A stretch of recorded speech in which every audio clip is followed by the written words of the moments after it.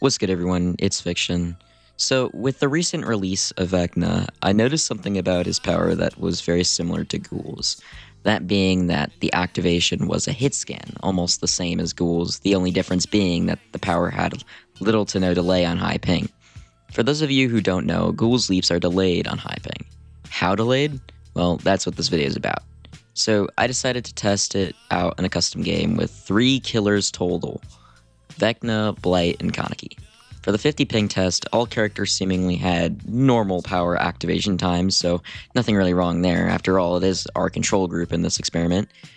Now, for the 100 ping test, Blight and Vecna had some form of power delay compared to the 50 ping test, but it wasn't too bad.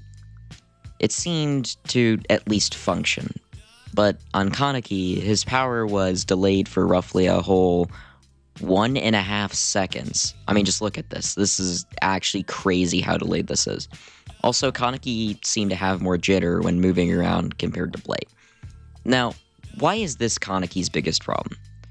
Well, now there's just no excuse for why his power works like this on high ping.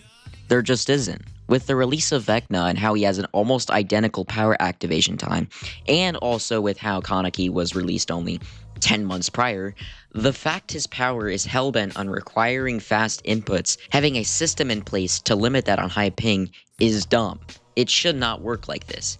It does not in literally almost every single first-person shooter game that has a hit scan.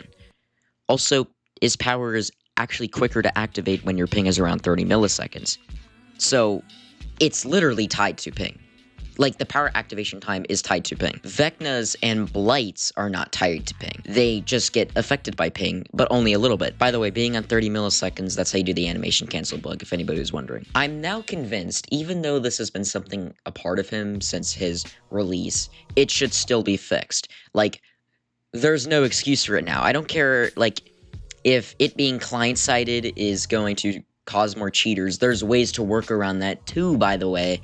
There's a good video by Solarlight, who is a TF2 YouTuber, about how to work around that. It should just not work like this. I don't know why it does, other than they coded him like this, and then when they released Vecna, they decided not to go back and fix him, even though this has been something that Ghoul players have been complaining about since his release. Yeah, go ahead, spam it on the beta hub thing in their Discord server. They seem to have been getting a lot of reports about bugs there that actually seem to get fixed. So you can just type in the thing that I put here.